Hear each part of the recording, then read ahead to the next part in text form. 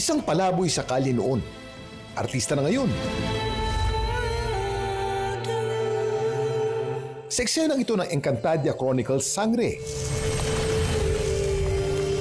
Ang isa sa mga bida na si Danaya nag-transform bilang aso. Ang labis na kalungkutan na nagtulak sa akin upang maging isang pasneya at takasan ng masakit na naganap. Ang netizens, aliw na aliw naman, lalo pat Aspin o Asong Pinoy, ang binida ng telefantasyang ito. Tuyo ka na. Pero bago siya nagningning, may madilim daw siyang kahapon. Sabi ko, challenge talaga paano ko papaumuhin tong asong to. Paano kaya siya napaamo? Kilala niyo po kung sino to? Yes po, yung sa Encantadia, sa Danaya. Oo ha, kilala na siya ng mga tao sa kalsada. Ang famous Aspin natunto namin sa Antipolo. At nalaman namin ang kanyang totoong pangalan pala ay Pia. Nung na-rescue ko to, tinawag ko rin siyang Pia is Love, no? Kasi heart yung marking niya, oh guys, so yun. Oh. Diba? Pakikitaan muna tayo ni Pia ng iba niya pang talento bukod sa acting.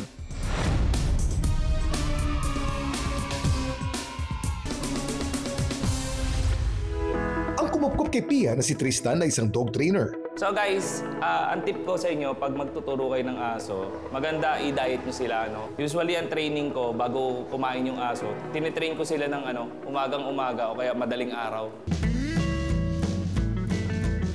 Ito ang mga alagang aso na nasa pangangalaga ni Tristan sa ngayon. At hindi lang daw si Pia ang artista dog sa kanilang bahay. Nandiyan ang celebrity dog na si Milo na gumanap doon sa pelikula ni popstar royalty Sarah Geronimo. At bidang-bida rin online as Milo and Friends.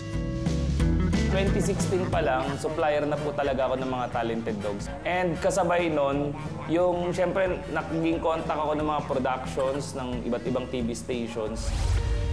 Dito na nga nalaman ni Tristan na naghahanap ng Aspin ng telefantasya na Encantadia Chronicles Sangre para sa role ni Danaya. Nagkataon lang kailangan nila talaga Aspin at si Pia talaga yung napili. Tsaka babae kasi si Pia. Pero ano nga ba ang madilim na nakaraan ni Pia? Meron isang naging kaibigan ako na grupo, tinatawag na Guardians of the Pearl. Sila yung mga nagre-rescue, tumutulong sa mga stray dogs. So sabi nila, meron daw silang na-rescue yung puppy na pag-ala-gala sa kalsada, napabayaan.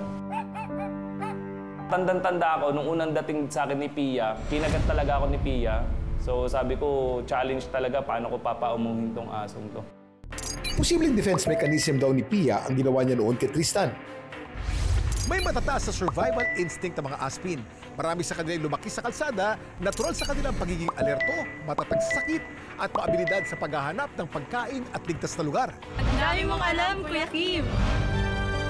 Ang unpredictable talaga ng buhay, no? Ang mga dating nasa kadiliman, huwag iismulin.